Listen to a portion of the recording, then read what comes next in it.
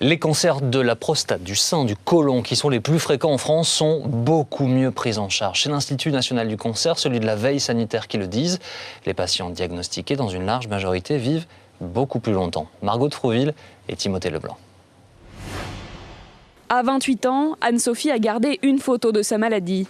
Une image de victoire selon elle. Et dire que j'ai réussi à terrasser cette saloperie et qu'il y a un après. Enfin, qu'aujourd'hui j'avance. Chaque jour est un cadeau, je profite énormément de chaque instant. Il y a 4 ans, alors qu'elle terminait ses études, Anne-Sophie a appris qu'elle avait une forme rare de cancer des os. Examen, chimiothérapie, opération, radiothérapie. Ces traitements ont duré 1 an avant sa rémission. Celle que j'ai vue tous les jours au travers de mon traitement, ça a été ça, c'était vivre. Et cette photo, je l'ai eue dans ma chambre, je l'ai eue à l'hôpital avec moi et la volonté c'était vraiment de vivre voilà, et de continuer à avancer. J'ai jamais pensé que j'allais mourir. En 24 ans, la survie après un cancer s'est améliorée.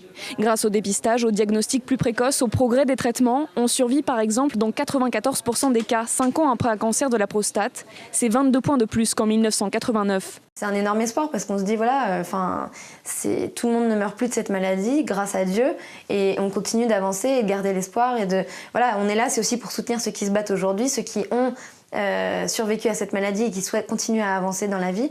On est là, c'est le nom de l'association qu'Anne-Sophie a cofondée il y a 3 ans.